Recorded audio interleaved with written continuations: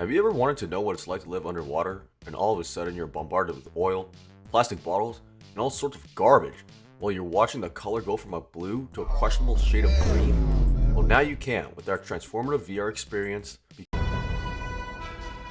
Our project is a transformative VR experience that takes the player on an emotional journey of a fish. And what better way of doing that than making them become.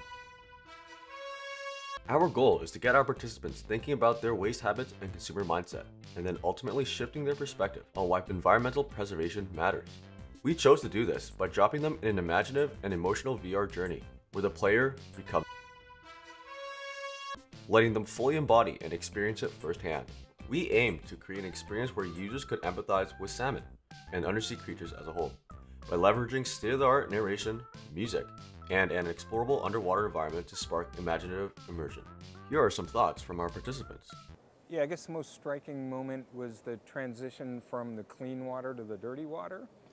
And, it's kind of this visceral recoil that I felt.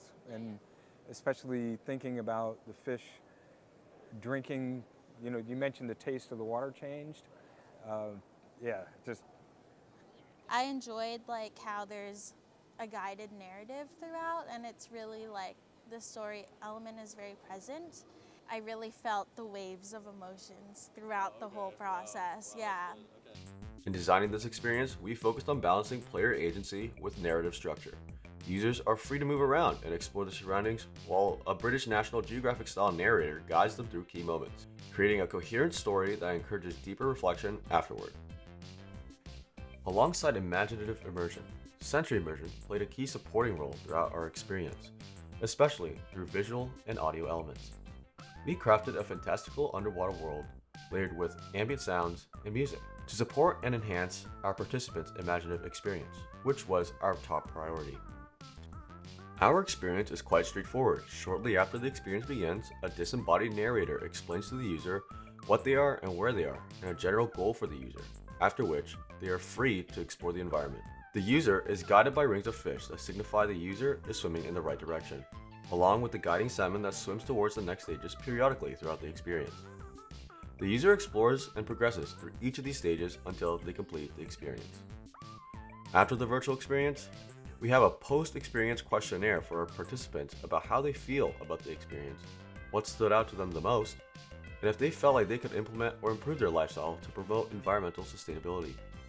We hoped that after this exercise, participants would walk away more informed on the devastation we caused to oceans and rivers, and as a result, have a shifted perspective on the importance of proper waste disposal and a heightened awareness on their personal environmental effects.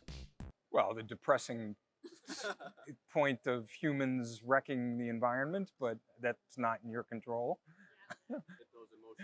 Yeah. So that worked. Initially, we had planned for our project to be an open world design, but after considering the scope and time frame, we decided to switch to a linear design concept with some pseudo open world mechanics, where the user could still explore the environment at their own pace, but there will be a defined start and end. For our locomotion, we opted for a look-based movement design, where the fish would swim at a set speed and the user would move their head left, right, up, or down to direct where in the 3D environment they wanted to go. This way, users could most importantly embody themselves as a fish, since, well, newsflash, fish don't have hands to use a controller.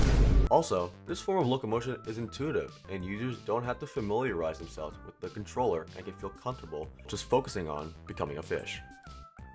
Initial user testing revealed several issues such as low frame rates, potential for users to get stuck in the environment during the experience, and that placing the user on a table was not exactly comfortable and did not help our users feel like a fish in the water. As such, we opted to improve the frame rate by running it off my PC to improve user experience and prevent motion sickness. As for the player stuck problem, we designed our proprietary movement pathing correction AI, which would detect when a player was stuck and swiftly direct their vision towards the correct location. And instead of a cold hard table, we opted for a super big pillow where players could lie belly down on. During our showcase, we received more valuable feedback, as users were complaining about neck pain from having to lift their neck up.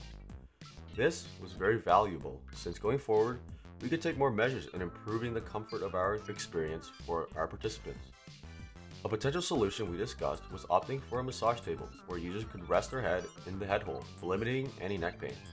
Although there would be difficulties with our movement system because that would limit their ability to move their head. Well, that's it, and thank you to everyone who participated in our VR experience.